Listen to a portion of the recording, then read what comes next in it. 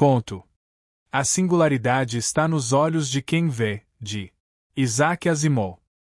Emmanuel Rubin preferiria a morte a confessar que o sorriso em seu rosto era vazio. Mas era. Por mais que tentasse, não conseguia esconder o orgulho na voz ou o brilho de satisfação nos olhos. Companheiros viúvos, disse, agora que até Tom Trumbull chegou, deixe-me apresentar-lhes meu convidado desta noite. Este é o meu sobrinho Horace Rubin, filho mais velho do meu irmão mais novo e um expoente dos mais brilhantes da nova geração. Horace esboçou um sorriso tímido ao ouvir isso. Era mais alto que seu tio, que lhe batia na altura dos ombros, e um pouco mais magro. Tinha cabelos escuros, bem ondulados, o nariz saliente, adunco, e a boca larga. Definitivamente não era um moço bonito, e Mano Gonzalo, o artista dos viúvos negros, esforçava-se muito para não exagerar as características. A acuidade fotográfica por si só já seria caricatura o bastante, o que não passava para o desenho, é claro, era o inequívoco brilho de uma inteligência sagaz que se percebia nos olhos do rapaz. Meu sobrinho, disse Rubin, está trabalhando muito para obter seu título de doutor na Universidade de Colômbia. Em Química. E está fazendo isto agora, não em 1900, como você fez. James Drake, o único viúvo negro com um doutorado de verdade, embora as normas do clube outorgassem a todos o direito de serem tratados por doutor, disse. Bom para ele, meu título foi obtido pouco antes da guerra, da Segunda Guerra Mundial, quero dizer. Sorriu absorto em recordações por trás de uma fina coluna de fumaça que subia de seu cigarro, formando caracóis. Thomas Trumbull, que, como sempre, chegará ao coquetel anterior ao jantar com 1 hora de atraso, lançou um olhar carrancudo para seu drink e disse: será que estou sonhando, Manny, ou a praxe não manda que se tragam à tona tais detalhes durante a sessão de perguntas depois do jantar? Por que você está começando antes da hora? Afastou a fumaça do cigarro num gesto petulante e distanciou-se de Drake com seus passos inconfundíveis. Só estou preparando o terreno, disse Rubin num tom de indignação. O que espero que seja o centro das perguntas que vocês farão a Horace é o tema da tese que ele vai defender.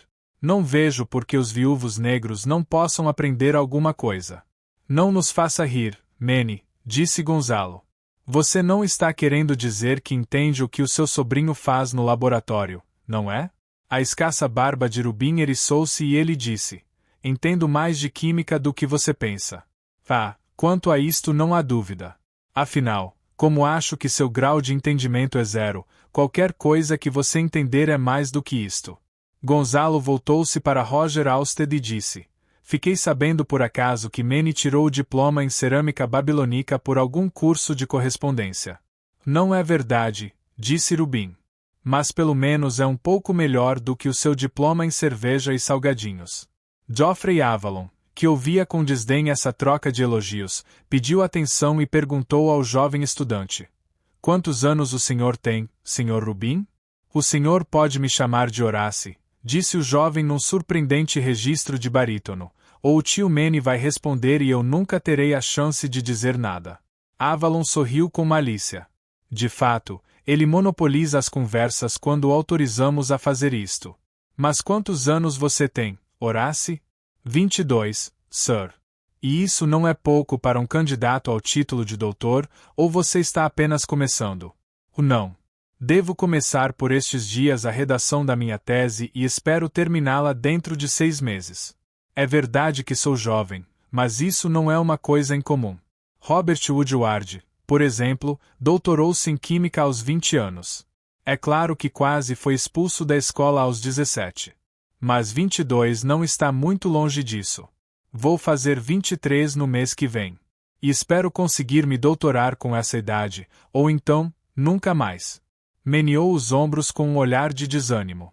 A voz suave de Henry, o eterno e insubstituível garçom de todos os jantares dos viúvos negros, fez-se ouvir. Cavalheiros, o jantar está servido. Hoje teremos carneiro ao molho curry. Sinto dizer, porém, que, segundo nosso chefe, o curry está forte demais, de sorte que, se algum dos senhores preferir outra coisa mais leve, é melhor dizer-me agora para que eu possa providenciar o que seja do seu agrado. Se algum covarde preferir ovos mexidos, Henry, disse Halstead, eu fico com a parte dele de carneiro ao curry. Não podemos desperdiçar nada. Mas também devemos ter cuidado com o excesso de peso, Roger, resmungou Trumbull. Todos nós vamos ficar com o curry, Henry. E traga também os condimentos que acompanham o prato, especialmente o molho picante e o cocô. Eu mesmo quero temperar no meu prato. E deixe o bicarbonato bem à vista, Henry, disse Gonzalo. Os olhos de Tom são mais otimistas do que as paredes do seu estômago. Henry servia o brandy quando Rubin bateu com a colher no copo de água e disse: Ao trabalho, senhores, ao trabalho. Meu sobrinho, como pude observar, fez uma verdadeira devassa nos pratos servidos e agora é hora de o fazermos pagar por isso na sessão de perguntas. Você seria por natureza o inquiridor oficial, já que é químico, ainda que sofrível. Mas eu não gostaria que você e Horace entrassem numa discussão particular sobre detalhes da química. Roger, você que não passa de um simples matemático, o que é o bastante para deixá-lo fora do assunto, poderia fazer as honras? Com prazer, disse Halstead, bebericando lentamente o seu curaçao. Jovem Rubin, ou Horace, como preferir, como você justifica sua existência? Horace respondeu: Quando eu tiver meu grau de doutor e encontrar um emprego numa faculdade decente, estou certo de que o meu trabalho será uma boa justificativa. Do contrário, e sacudiu os ombros. Você parece ter dúvidas, meu jovem. Você acha que terá dificuldades em encontrar um emprego? Não se pode ter certeza disso, Sir, mas tenho feito algumas entrevistas aqui e ali. Se tudo correr bem, acho que alguma coisa interessante pode se concretizar. Se tudo correr bem, você diz. Há algum obstáculo na sua pesquisa? Não, de jeito nenhum. Tive bom senso o suficiente para escolher um problema que pudesse ser resolvido. Sim, não, ou talvez. Com qualquer uma destas três respostas consigo o grau. Mas a resposta é sim, que é a melhor das alternativas, e acho que estou bem preparado.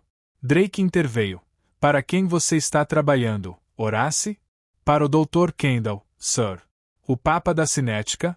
Sim, Sir. Trabalho na cinética da duplicação do DNA, um campo em que técnicas físico-químicas não vêm sendo aplicadas com rigor até o momento. Para se ter uma ideia, posso construir gráficos computadorizados do processo, que... Halstead interrompeu. Nós chegaremos lá, Horace. Mais tarde. Por ora estou tentando descobrir o que o está perturbando. Você tem perspectivas de emprego. Sua pesquisa vai bem. E o seu curso? Nunca tive qualquer problema com o curso. Exceto. Halstead prolongou a pausa por um momento e depois perguntou. Exceto o quê? Não fui um aluno exemplar nas minhas práticas de laboratório. Especialmente no laboratório de química orgânica. Não sou um perito. Sou um teórico. Você foi reprovado? Não, claro que não. Só que não me cobri de glórias, só isso. Bem, então o que está perturbando você? Durante o jantar pude ouvir quando você disse ao Jeff que deverá conseguir seu grau de doutor aos 23 ou nunca mais. Por que nunca mais? Onde é que entra essa possibilidade? O jovem hesitou. Não é o tipo de coisa. Rubin, visivelmente confuso, franziu as sobrancelhas e disse: Horace, você nunca me disse que estava tendo problemas. Horace olhou ao redor como se procurasse um buraco em que se enfiar. Bem, tio Manny, o senhor tem os seus problemas e não os traz até mim. Eu vou sair desta sozinho, ou não? Sair do quê? Perguntou Rubin, com a voz já um pouco alterada. Não é o tipo de coisa, recomeçou Horace. Em primeiro lugar, disse Rubin enfaticamente, tudo o que você disser aqui é completa e absolutamente confidencial. Em segundo lugar, eu lhe avisei que durante a sessão de perguntas esperava-se que você respondesse a todas elas. Em terceiro, se você não parar de fazer mistério, vou dar um pontapé no seu traseiro e ele vai ficar parecendo geleia de framboesa. Horace suspirou. Está bem, tio Manny. Só quero dizer, olhou em volta da mesa, que ele me trata desse jeito desde quando eu tinha 2 anos, mas nunca me relou um dedo. Minha mãe o teria matado se ele o tivesse feito. Sempre há uma primeira vez, e eu não tenho medo da sua mãe. Deixe-a comigo, disse Rubin. Sim, tio Manny. Muito bem, o meu problema é o professor Richard Yogerleia. Disse Drake a meia voz. O senhor o conhece, Dr. Drake? Bem, sim. É amigo dele? Bem, não. Ele é um bom químico, mas, para dizer a verdade, não gosto dele. O rosto sem graça de Horace abriu-se num largo sorriso. Então posso falar abertamente?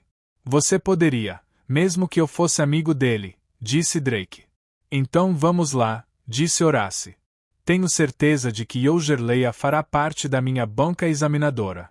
Ele não perderia essa oportunidade por nada no mundo e é peso pesado o suficiente para estar lá, se quiser.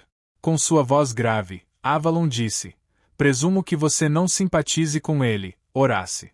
Isso mesmo, disse Horace com toda a sinceridade. E imagino que ele não simpatiza com você. Temo que sim. Fiz o meu curso de laboratório em orgânica com ele. Como disse, não fui dos mais brilhantes. Imagino que muitos estudantes não chegam a brilhar, disse Avalon. Ele não simpatiza com todos eles? Bem, digamos que ele é antipático com todos. Pelo que posso inferir, você suspeita de que ele quer participar da sua banca examinadora para reprová-lo.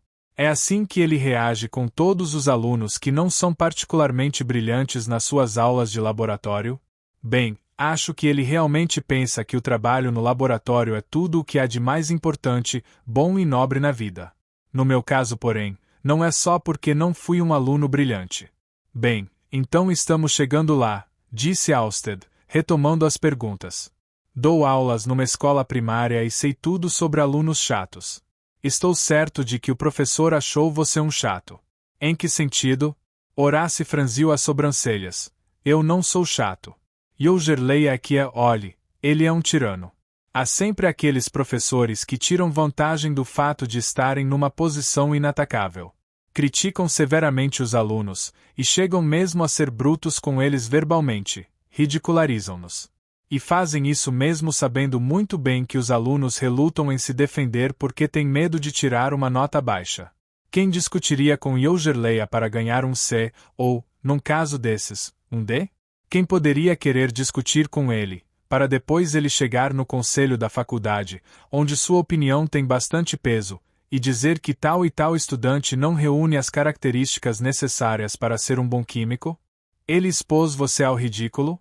Perguntou Halstead. Ele expõe todo mundo ao ridículo. Havia um rapaz inglês, coitado, que, ao se referir ao cloreto de alumínio, que é usado como catalisador na reação de Friedel, dizia cloreto de alumínio, como acento tônico na terceira sílaba, o primeiro o pronunciado como iu e não como u, e o ditongo final io aberto no hiato io. Tudo não passava do sotaque do inglês, mas mesmo assim Leia acabou com o rapaz. Disse que toda aquela porcariada, expressão sua, só fazia aumentar desnecessariamente uma sílaba no nome do elemento, 5 em vez de 4, etc., que é estupidez aumentar a nomenclatura científica dos elementos químicos mais do que o necessário, etc. Não era nada, mas ainda assim ele humilhou o pobre rapaz, que não ousou dizer uma só palavra em defesa própria. E todos os outros malditos puxa-sacos da classe ficaram rindo.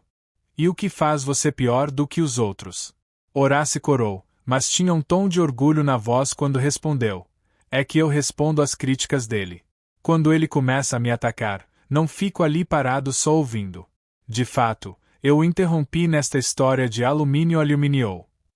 Disse num tom alto e claro, o nome de um elemento é uma convenção humana, professor, não uma lei da natureza. Aquilo o fez parar, mas ele continuou com seu jeito de zombaria. E aí, Rubin, tem derrubado muitos Beckers ultimamente? E a classe toda riu, suponho, disse Halstead. É claro que riram, aqueles idiotas. Eu entornei o conteúdo de um Becker durante todo o curso. E isto porque alguém esbarrou em mim. E depois, certa vez encontrei Leia na biblioteca de Química procurando algum compêndio do Bellstein. Quem ou o que é Bellstein? Perguntou Gonzalo. É uma obra de referência composta por aproximadamente 75 volumes, onde estão relacionados muitos milhares de compostos orgânicos, com indicações do trabalho feito com cada um, todos eles listados em ordem, segundo algum sistema lógico, mas muito complicado.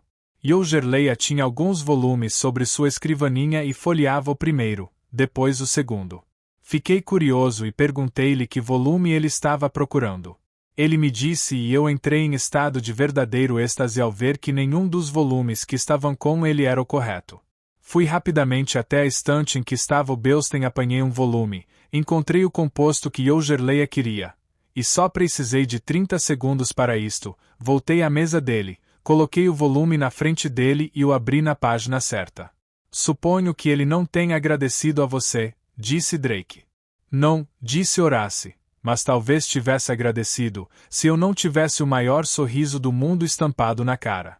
Naquele momento, porém, preferi minha vingança ao meu título de doutor e acho que é assim que a coisa vai acabar. Nunca considerei você a pessoa mais diplomática do mundo, Horace, disse Rubin. Não, tio Manny, disse Horace, com ar de tristeza. Minha mãe diz que eu puxei ao senhor. Mas só diz isso quando está muito chateada comigo. Até Avalon riu ao ouvir isto e Rubin murmurou qualquer coisa a meia voz. Bem, o que ele pode fazer a você? Se suas notas são boas, se a sua pesquisa é boa e se você vai bem nos exames, eles têm que aprová-lo, disse Gonzalo. Não é assim tão fácil, sir, disse Horace. Em primeiro lugar trata-se de um exame oral, e a tensão é enorme. Um sujeito como Yogerleia é um mestre em aumentar tensões. Ele pode, por exemplo, insistir na incoerência do meu discurso, ou então me envolver num jogo furioso de termos técnicos como ele. De uma forma ou de outra, ele pode argumentar que não tenho a estabilidade emocional necessária a um bom químico. Ele é uma figura poderosa no departamento e pode persuadir a banca. Mesmo se eu passar e conseguir o meu título de doutor, ele tem influência o suficiente nos círculos químicos para impedir meu acesso a alguns lugares importantes. Fez-se silêncio à mesa. O que você vai fazer? Perguntou Drake. Bem, eu tentei fazer as pazes com aquele velho bastardo. Pensei e finalmente solicitei um encontro com ele para me humilhar. Disse que sabia que a gente não simpatizava muito um com o outro, mas que eu esperava que ele não pensasse que isto faria de mim um químico de má qualidade. Disse que a química era minha vida, etc. Bem, vocês sabem o que estou querendo dizer. Drake concordou com a cabeça. E o que foi que ele disse? Ele se divertiu, pois conseguirá que eu chegasse ao ponto em que queria. E me fez rastejar direitinho. Disse que eu era um garoto sabido com um gênio incontrolável e algumas outras coisas, tudo com o objetivo de me tirar do sério. Eu consegui me controlar, acho, e disse, sei que tenho minhas peculiaridades, mas o senhor realmente acha que elas fazem de mim um mau químico? E ele respondeu, bem, vejamos se você é um bom químico. Estou pensando no nome de um elemento químico que é único. Diga-me que elemento é esse, porque é único e porque eu pensei nele. E admitirei que você é um bom químico. Ao que eu respondi, mas o que isso tem a ver com o fato de eu ser ou não um bom químico? E ele respondeu, o fato de você não enxergar esta relação já é um ponto negativo contra você. Você deve ser capaz de achar a solução através do raciocínio, pois a razão é o instrumento primeiro do químico ou de qualquer cientista. Uma pessoa como você, que fala em ser um cientista teórico e que, por conseguinte, faz pouco de coisas pequenas como habilidade manual, não teria qualquer problema em concordar com isso. Muito bem, use a sua razão e me diga em que elemento estou pensando. Você tem uma semana a contar de agora, digamos, 5 da tarde da próxima segunda-feira. E você só terá uma chance. Se o elemento que você escolher estiver errado, não haverá uma segunda oportunidade. Eu disse, professor Yogerleia, existem mais de 100 elementos. O senhor não vai me dar nenhuma pista. Já dei, respondeu ele. Eu disse a você que ele é único, e isto é tudo. E me devolveu o mesmo tipo de sorriso que eu lhe dera quando do incidente com o Beusten. Muito bem, meu rapaz, o que aconteceu na segunda-feira seguinte? Você matou a charada? Avalon perguntou. É a segunda-feira que vem, sir. Daqui a 3 dias. E o pior é que não consigo ir adiante no meu raciocínio. Não há uma resposta possível. É um elemento de uma lista de 100, e a única pista que tenho é que ele é único. Este homem é mesmo honesto? Perguntou Trumbull. Sabendo que ele é uma pessoa tirânica e detestável, você acredita que ele realmente tem um elemento em mente e que aceitará uma resposta certa sua? Ele poderá dizer que você está errado, não importa o que você disser, não poderá? E então usará isto como arma contra você. Horace fez uma cara de quem não sabia a resposta. Bem, não posso ler seus pensamentos, mas ele é o protótipo do cientista. É realmente um grande químico, e, pelo que sei, sua conduta ética na profissão tem sido verdadeiramente irrepreensível. Ademais, seus artigos são maravilhosamente bem escritos, concisos e claros. Ele não emprega jargão, nunca usa uma palavra mais longa se puder substituí-la por uma mais curta, nunca formula uma sentença complicada, se no lugar dela puder empregar uma mais simples. Nesse ponto ele é digno de admiração. Portanto, se faz uma pergunta científica, acho que será honesto no exame da resposta. E você realmente empacou no ponto em que está? Perguntou Halstead. Nada lhe ocorre?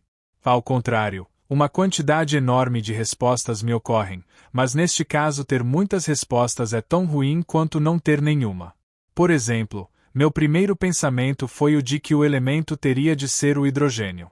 É o átomo mais simples, o mais leve, o de número atômico 1. É o único átomo que possui um núcleo que não contém nêutrons, e isto certamente faz dele um elemento único. Você está falando do hidrogênio 1? Disse Drake. Certo. Disse Horace. O hidrogênio é encontrado na natureza em 3 variedades, ou isótopos: hidrogênio 1, hidrogênio 2 e hidrogênio 3. O núcleo do hidrogênio 1 é formado por um único próton, mas o hidrogênio 2 tem um núcleo composto por um próton e um nêutron, e o hidrogênio 3 tem um núcleo composto por um próton e 2 nêutrons. É claro que quase todos os átomos de hidrogênio são do tipo hidrogênio L, mas Leia pediu um elemento, não um isótopo, e se eu disser que o elemento hidrogênio é o único com um núcleo que não contém nêutrons, estarei errado. Simplesmente errado. Ainda assim ele é o elemento mais leve e o mais simples, observou Drake. Sim, mas isto é óbvio demais. E há outras possibilidades. O hélio, por exemplo, que é o elemento de número atômico 2, é o mais inerte de todos os elementos. Possui o ponto de combustão mais baixo e não se solidifica mesmo ao zero absoluto. A temperaturas extremamente baixas, transforma-se em hélite, com propriedades diferentes das de qualquer outra substância do universo. Ele pode ser encontrado em outras variedades? Perguntou Gonzalo. Há 2 isótopos na natureza, o hélio 3 e o hélio 4, mas todas essas propriedades únicas valem para ambos. Não se esqueça, argumentou Drake, que o hélio foi o primeiro elemento a ser descoberto no espaço, antes de ser descoberto na Terra. Sei disso, Sir. Ele foi descoberto no Sol. O hélio pode ser considerado único sob uma série de aspectos, mas também é óbvio demais. Não acho que Leia tivesse qualquer coisa tão óbvia em mente. Depois de soprar no ar uma argola de fumaça, e apreciando-a com satisfação, Drake disse: acho que, se você for inteligente o suficiente, poderá encontrar alguma característica singular para cada um dos elementos. Sem dúvida, disse Horace. E acho que não tenho feito outra coisa. Por exemplo, o lítio, que é o elemento de número atômico 3, é o menos denso de todos os metais. O césio, elemento número 55, é o mais ativo de todos os metais estáveis. O flúor, elemento de número atômico 9, é o mais ativo de todos os não metais. O carbono, elemento número 6, é a base de todas as moléculas orgânicas, inclusive das que formam os tecidos vivos. É provavelmente o único elemento capaz de desempenhar esse papel, de sorte que é o único elemento da vida. Parece-me, disse Avalon, que um elemento que é o único relacionado com a vida é único o suficiente. Não, replicou Horace enfaticamente. Esta é a resposta menos provável. Leia é químico orgânico, o que significa que só trabalha com compostos de carbono. Isto seria óbvio demais para ele. Depois vem o mercúrio, elemento número 80. Você conhece todos os elementos pelo número atômico? Perguntou Gonzalo. Não conhecia até antes de segunda-feira passada. Desde então tenho estudado minuciosamente a lista dos elementos. Vê? Tirou uma folha de papel do bolso da jaqueta. Esta é a tabela periódica dos elementos. Já a sei quase de cor. Mas isto não ajuda, acho, disse Trumbull, não muito.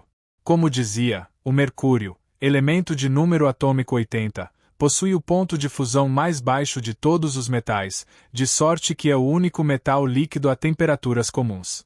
E isto certamente é uma característica única. O ouro é o mais bonito dos elementos, se você quiser entrar no terreno da estética, e o mais valioso, disse Rubin. O ouro é o elemento de número 79, disse Horace. É possível argumentar, porém, que ele não é nem o mais bonito nem mais valioso. Muitas pessoas concordariam em que um diamante bem lapidado é mais bonito do que o ouro, e, considerando a coisa pelo lado do peso, ele certamente seria mais valioso em termos de dinheiro. E o diamante é carbono puro. O metal mais denso é o ósmio, elemento número 76, e o metal menos ativo é o irídio, elemento número 77. O metal de ponto de fusão mais elevado é o tungstênio, elemento número 74, e o metal mais magnético é o ferro, elemento número 26. O tecnécio, de número 43, é o elemento mais leve que não possui isótopos estáveis. É radioativo em todas as suas variedades, e é o primeiro elemento a ser produzido em laboratório. O urânio, elemento número 92, é o átomo mais complexo a ocorrer em quantidades substanciais na crosta terrestre. O iodo, elemento número, é o mais complexo de todos os elementos essenciais à vida humana, ao passo que o bismuto, de número 83, é o mais complexo elemento a possuir pelo menos um isótopo estável e não radioativo. Eu poderia continuar indefinidamente, e, como disse o Dr. Drake, se for inteligente o suficiente, darei a cada elemento o rótulo de único por uma certa característica. O problema é que não há nada que diga em qual deles Yogerleia está pensando que tipo de singularidade é a singularidade dele, e se eu não acertar que coisa é esta, ele vai dizer que isto prova que não tenho capacidade de pensar com clareza. Se pusermos a cabeça para funcionar agora mesmo, disse Drake. E será que isto seria correto? Interrompeu Trumbull. Se o rapaz conseguir a resposta através de outros, quais são as regras do jogo, Horace? Perguntou Avalon. O professor Yogerleia disse que você não poderia consultar ninguém? Horace sacudiu a cabeça enfaticamente. Ele não disse nada a esse respeito. Tenho usado esta tabela periódica. E livros de referência. Não vejo por que não possa consultar pessoas. Os livros são as palavras de pessoas, palavras cristalizadas em marcas tipográficas. Ademais, seja o que for que vocês sugerirem, eu é que terei de decidir se a sugestão é boa ou ruim, e assumir o risco com base na minha decisão. Será que vocês poderão me ajudar? Pode ser, disse Drake. Se Yogerleia é um cientista honesto, ele não daria a você um problema que não contivesse em si a possibilidade de ser solucionado. Deve haver alguma forma de se chegar a uma resposta através da razão. Afinal de contas, se você não conseguir resolver o problema, pode desafiá-lo a dar a você a resposta certa. Se ele não for capaz de fazê-lo, ou se fizer uso de uma linha de raciocínio obviamente ridícula, você poderá pôr a boca no trombone dentro da escola. Eu faria isto. Estou disposto a tentar, então. Há alguém aqui, além do Dr. Drake, que seja químico. Você não precisa ser um químico profissional com doutorado para saber alguma coisa sobre os elementos, disse Rubin. Certo, tio Manny, disse Horace. Então qual é a resposta? Pessoalmente fico com o carbono, disse Rubin. Ele é o elemento químico da vida e, na forma do diamante, possui outra particularidade. Existe algum outro elemento que, na sua forma pura, tem um aspecto tão pouco comum? Alótropo é o nome que se dá para isto, tio. Não fique esnobando o seu jargão comigo, seu pulha. Existe algum outro elemento que possua um alótropo tão diferente quanto o diamante? O não. E deixando de lado os julgamentos humanos concernentes à sua beleza e ao seu valor, o diamante vem a ser a substância mais dura que existe, sob condições normais. Bem, então? Eu já disse que seria óbvio demais para um químico orgânico colocar o carbono como solução ao problema. É claro que é possível, replicou Rubin. Ele escolhe o óbvio porque pensa que você vai descartar o óbvio porque é óbvio. Lá vem o escritor de mistério falando, resmungou Trumbull. Isto não muda nada. Continuo rejeitando a solução, disse Horace. Vocês podem fazer sugestões, qualquer um de vocês, mas cabe a mim decidir se aceito ou não. Alguma outra ideia? Fez-se um silêncio completo à mesa. Neste caso, disse Horace, é melhor eu contar a vocês no que estive pensando. Estou ficando desesperado, como vocês podem ver. E Gerleia disse, estou pensando no nome de um elemento químico que é único. Ele não disse que estava pensando no elemento, mas no nome do elemento. Você tem certeza de que está se lembrando direitinho? Perguntou Avalon. Você não gravou a conversa, e a memória pode nos pregar boas peças. Não. Lembro-me perfeitamente bem. Não tenho a menor dúvida, a menor que seja. Assim, ontem eu estava pensando que não são as propriedades físicas ou químicas que contam. Isto não passa de uma forma de despistar. É o nome que conta. Você conseguiu chegar a um nome que seja único? Perguntou Halstead. Infelizmente, não, disse Horace. Os nomes nos fornecem informações em demasia, tanto quanto as propriedades dos elementos.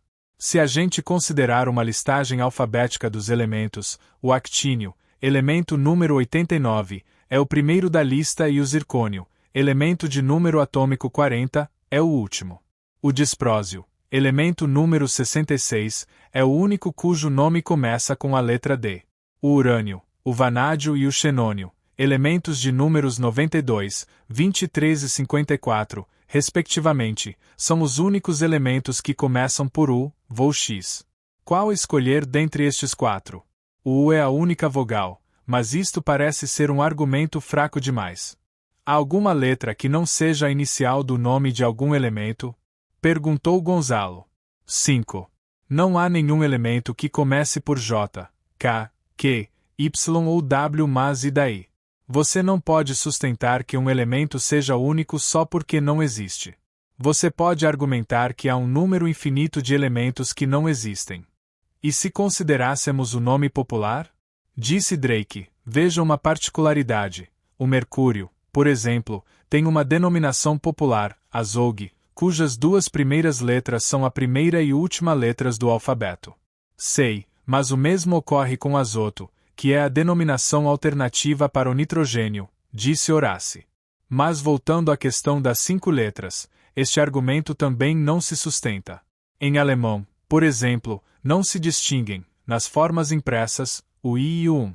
O símbolo do iodo, por exemplo, é I, mas vi alguns escritos alemães impressos em escrita latina, nos quais o símbolo do elemento é apresentado como J. Falando de elementos químicos, há uma série de elementos cujos símbolos são uma única letra. Quase sempre a letra é a inicial do nome do elemento. Assim, o símbolo do carbono é C, do oxigênio, O, do nitrogênio, N, do argônio A, do flúor, F, e assim por diante. No entanto, o símbolo do potássio é K. Por quê? Perguntou Gonzalo. Porque é a inicial do nome alemão Kalium. Se o potássio fosse o único caso, eu bem que poderia considerá-lo. Mas o ítrio, por exemplo, tem o símbolo Y de itrium. Isto sem contar o S de sulfuro para enxofre, o P de fosforos para o fósforo e o W de wolfram para o tungstênio, que, aliás, também possui o símbolo Tg. Se pelo menos este fosse um caso único de elemento com 2 símbolos. Mas veja o exemplo do nióbio ou colombio, cujos símbolos podem ser NB ou CB. Já o iodo tem um nome que começa por 2 vogais, mas o mesmo ocorre com o estênio, o európio e o ouro. Quanto à grafia dos nomes dos elementos, existe algo que seja comum a todos eles? Perguntou Gonzalo. Quase todos terminam em U, se considerarmos os elementos que terminam com a vogal propriamente dita, como cloro, cromo, iodo e zinco, entre outros, e a última vogal das terminações iode bário, cálcio e berílio só para citar alguns, e uto de bismuto. É mesmo? Disse Gonzalo, estalando os dedos agoniado. E o que você me diz do manganês? Ele não é o único que termina em es? Bem lembrado. Mas o que o senhor me diz do níquel e do flúor? Também eles são os únicos que terminam com E e OR, respectivamente. O que significa que o critério da terminação não nos leva a um elemento único, pois segundo esse critério são únicos o manganês, o flúor e o níquel. E isto não me ajuda em nada. Nada. E não obstante tem que haver alguma coisa. Disse Avalon. Então digam-me que coisa é esta. O rênio foi o último elemento estável a ser encontrado na natureza. O promécio é o único metal radioativo do grupo das terras raras. O gadolínio é o único elemento estável a ser nomeado a partir do nome de uma pessoa. Nada disso funciona. Nada convence. Horace balançou a cabeça, desolado. Bem, isto não é o fim do mundo. Irei ter com Yoggerleia com a suposição que julgar será melhor. Se ela estiver errada, ele que faça o que quiser. Se eu caprichar na elaboração da tese, ela pode ficar tão boa que eles não poderão me reprovar. E se Yoggerleia me impedir de conseguir um emprego em algum centro de pesquisas tecnológicas importante, arranjo qualquer coisa em algum outro lugar e vou lutando sozinho para subir na vida. Não vou deixar que ele acabe comigo. Drake concordou com a cabeça. Isto mesmo, filho. Nesse momento, a voz suave de Henry se fez ouvir. Senhor Rubin? Sim, Henry, respondeu Rubin. Desculpe-me, sir. Eu me dirigi a seu sobrinho, o jovem senhor Rubin. Horace ergueu os olhos. Sim, garçom. Há alguma coisa ainda a ser servida? Não, sir. É que gostaria de participar da discussão sobre o elemento único. Horace franziu as sobrancelhas e disse. Você é químico, garçom? Não, ele não é químico, disse Gonzalo, mas é o velho Henry, e acho que você deveria ouvi-lo. Ele é mais inteligente do que qualquer um nesta sala. Senhor Gonzalo, disse Henry, num tom de censura muito brando. É mesmo, Henry, insistiu Gonzalo. Prossiga. O que você tem a dizer? Somente que, ponderando sobre uma questão que parece não ter resposta, penso que poderia ser útil considerar a pessoa que a fórmula. Talvez o professor Yoggerleia possua alguma marca pessoal que o leve a atribuir certa importância a uma particularidade que, para outros, dificilmente seria percebida como tal. Você quer dizer, perguntou Halstead, que a singularidade está nos olhos de quem vê. Exatamente, disse Henry. Como ocorre com quase tudo o que permite algum julgamento humano. No caso do professor Yoggerleia, isto se aplica perfeitamente. Ele emprega a língua com cuidado e concisão. Não usa uma sentença complicada, se consegue o mesmo sentido com uma mais simples, nem uma palavra mais longa, se pode atingir seus objetivos com outra mais curta. E mais, ficou furioso com o estudante, só porque a interferência do seu idioma estrangeiro fez com que ele, ao nome do elemento, lhe acrescentasse uma sílaba. Estou certo no que digo, Sr. Rubin? Sim, disse Horace. Eu disse tudo isto. Muito bem, na estante de obras de consulta aqui do clube, há um almanaque universal que relaciona todos os elementos. Temos também um bom dicionário, é evidente, que nos fornece a pronúncia e a divisão silábica das palavras. Tomei a liberdade de estudar o assunto durante a discussão que se desenrolava aqui. Ocorre-me que o praseodímio, que é o elemento de número atômico 59, é o único capaz de despertar a ira do professor Yoggerleia. O praseodímio é o único que possui 5 sílabas, isto se considerarmos o ió final um ditongo crescente, e não um hiato. Mas mesmo que se considere o ió como um hiato, ainda assim o praseodímio terá sempre uma sílaba a mais do que todos os outros elementos. Na certa, para o professor Yoggerleia, o praseodímio é provavelmente o único elemento cujo nome é insuportavelmente longo e desajeitado. O nome mais irritante de toda a tabela periódica é, portanto, único neste sentido. Se ele tivesse que usar este nome em seu trabalho, provavelmente reclamaria bastante, e não poderia dizer que se tratasse de erro. Mas talvez ele não use este elemento, não é mesmo? Os olhos de Horace brilhavam. Não. É um elemento das terras raras e duvido que Yoggerleia, como químico orgânico, tenha tido algum dia a oportunidade de se referir a ele. Esta poderia ser a única razão pela qual nunca ouvimos sua opinião a esse respeito. Mas você tem razão, Henry. A simples existência desse elemento seria motivo de constante irritação para ele. Aceito sua sugestão, e vou levá-la a ele na segunda-feira. Se estiver errada, paciência. Mas... E de repente sua voz parecia cheia de júbilo. Aposto que ela está certa. Aposto qualquer coisa como ela está certa. Se estiver errada, disse Henry, confio em que o senhor manterá sua decisão de vencer por seu próprio esforço. Não se preocupe, vou manter. Mas o Prasiodímio é a resposta. Sei que é. Só que eu teria preferido chegar até ela sozinho, Henry. E quem chegou foi você. Isto é só um detalhe, Sir, disse Henry com um sorriso paternal. O senhor ponderava sobre vários nomes, e estou certo de que a singularidade do Prasiodímio teria chamado sua atenção. Eu só consegui descobri-la primeiro, porque em seu trabalho o senhor já havia eliminado uma série de pistas falsas. Fim do conto. Contribua com o canal para que possamos continuar produzindo audiolivros. Doe em livepix.gg/eaudiolivro.